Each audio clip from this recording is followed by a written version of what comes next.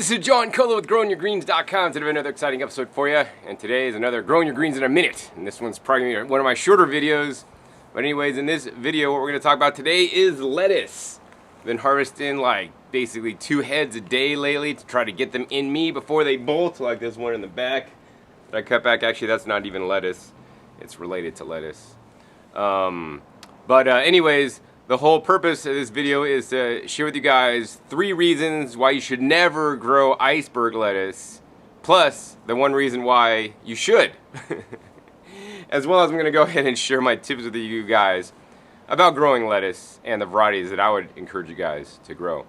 So let's get right into this. Reason number 1 why you shouldn't grow iceberg lettuce is because the nutritional value is lower than the other kinds of lettuces. Because the iceberg lettuce is closed up in a ball, most of the leaves don't get the direct sunlight, so they don't green up. Aside from the leaves not greening up and creating more chlorophyll and other phytochemicals and phytonutrients, you know, a lot of the lettuces I have, like some are like red and like different green, reddish color. They got like purple lettuce and all this kind of stuff. And these lettuces even have higher levels of phytonutrients and phytochemicals due to the dark, rich pigments in there. So I'm going to encourage you guys to grow some really dark lettuces. They taste the same. They may even have a little bit stronger lettuce flavor, unlike the iceberg that kind of tastes like you're just eating water. The other thing you want to do is you want to grow open head lettuces. You know, ones that grow far and wide. You know, like as much as I love the romaine, it's more of a closed head compared to some of my loose leaf lettuces that really open up to the sun and look beautiful, and really all the leaves get some good amount of sun so that they could be more and create more nutrition in there. So the second reason why you shouldn't grow the iceberg lettuce is because it's one of those lettuces that you can't just come and pick the outside leaves on and eat leaves for, you know, weeks until it starts to bolt, like this guy here, and then I'll just harvest the whole thing here and eat them for dinner, potentially even tonight. The iceberg, well, you could harvest some outer leaves. It's not really conducive to do that because you will kind of wreck the structure of it and it kind of messes it up and all this kind of stuff. It's more of a pain in the butt to harvest. So yeah, I don't really like that. I seem to get less yield on the icebergs. They don't quite grow as quickly. Probably one of the reasons is because they're not getting as much sun as some of these nice large you know, loose leaf lettuce. I mean, look at that, the size of that lettuce. It's like bigger than my hand. It's huge. Now, the third and final reason why you should not grow iceberg is because, you know, it's a hybrid plant and it may be more susceptible to diseases. As you guys will see, my iceberg, a lot of them actually succumb to this kind of funky, like, rot stuff. Now, this seemed to happen after we got like some heavy downpours of rain and maybe some water got in there, and it just kind of rotted out and got nasty. So a lot of them I actually had to just cut and chuck, or, you know, put in my compost pile. And some of them I cut off the bad spots and ate the good stuff, and, you know, a few of them, you know, are left, but they're kind of messed up, right? They did not perform as well as, you know, some other ones that really have nice heads of lettuce and grew a lot better. So, you know, I always encourage you guys to experiment in your garden. I experimented this you know, this season with many different lettuces. And, you know, you'll learn that some work better than others, and iceberg was definitely not a winner for me. Now, you know, of course, along with the reasons why we should not grow the iceberg, there's definitely a reason why you should grow it, which we'll get into in a second. But what I wanted to talk to you guys about that before I do is that, you know, people always try to like think in terms of right, wrong, good, bad, and all this kind of stuff. And that's kind of like more convergent thinking. You know, where you got to have the answer, you know, this is the right way to garden, the way I do with microbes and minerals and all this kind of stuff, organic compost. And, you know, I like this method as a better method, and it's the method I choose to use. You guys, of course, could do any method you want. Yeah, you could grow stuff with chemical fertilizers and, you know, miracle crap fertilizers and stuff. And I'm not one to tell you not to do that if that's what you choose to do. I do it like this, right? And nothing's ever right, wrong, good, bad. I'm not ever going to say, like, growing with miracle crap fertilizers, like you just shouldn't even grow it. You know, I always think it's better to grow your own food, and it's not like so absolute, like it doesn't have to be always right or always wrong, or should we never really ever grow iceberg lettuce, or are there times where you might want to grow it, you know, for some reasons. And with everything in life, you know, even with your wife, There's pros and cons about her or your husband. There's pros and cons about them, things that you like and maybe things you don't like so much, but we focus on the things we like more. So I just want you guys to remember this, as much as I don't particularly care for the paleo diet so much, there's good things about it. Hey, man, somebody on a paleo diet, they're going to eat lots of vegetables. That's something that you're supposed to eat on a paleo diet. Doesn't mean you're going to eat a lot of them. Something maybe not so good about the paleo diet is that if you think about it and look back what paleo people were eating, they weren't really eating the paleo diet, what we call the paleo diet of today.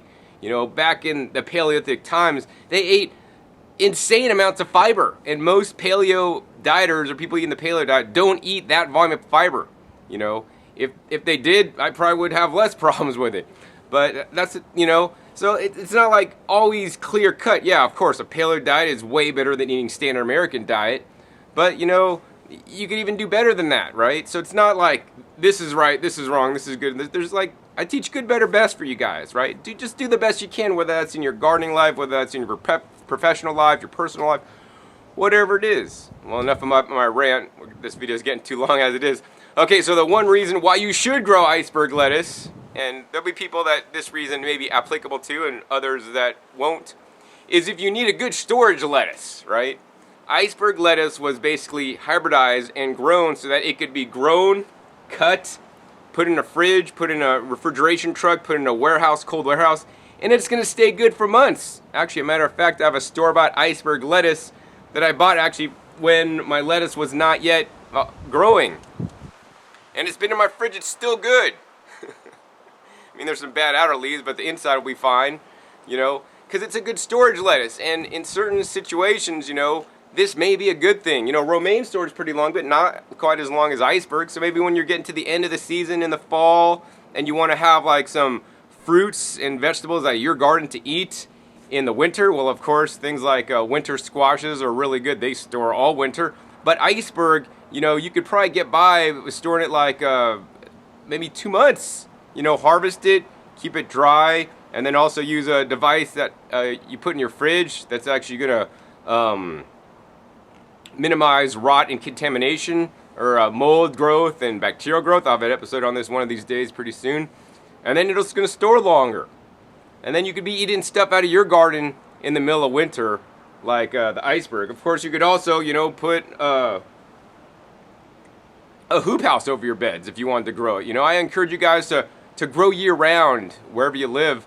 And it's always best to like harvest and then eat the stuff you're growing. Don't just harvest it and then put it in your fridge and then eat it. That's still better than buying it from the store if you're going to do that. But I want you guys, when you're ready to eat food, come out in here and harvest. Every day I've been coming out lately and I'll harvest like a head of lettuce, some Swiss chard, and some celery. And then I'll juice that up with a pineapple. And then for dinner, I'll come out and maybe have another head of lettuce or a bunch of leaves of lettuce and make a soup.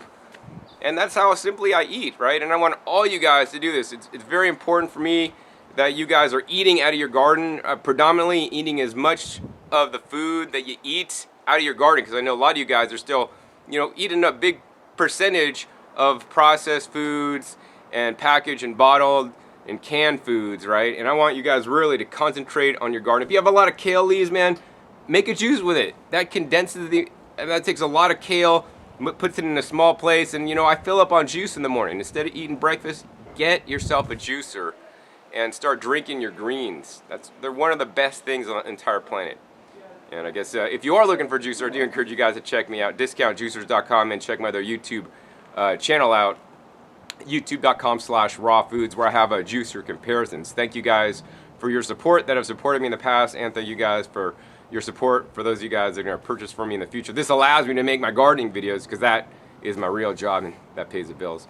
Anyways, this video is getting too long, but once again, I want to encourage you guys to always grow your food and eat as much as you guys can out of your garden. And there's pros and cons to everything in life. In this case, growing iceberg lettuce, in my opinion, there's definitely more cons than there are pros. So if you guys enjoy this format, hey, please give me a thumbs up to let me know. Also be sure to click that subscribe button right down below to be notified of my new and upcoming episodes. I'm coming out about every 3 to 4 days. And also be sure to check my past episodes. I have over 1,100 episodes now on my YouTube channel, teach you guys all aspects of gardening. So once again, my name is John Kohler with GrowingYourGreens.com. We'll see you next time. And until then, remember, keep on growing.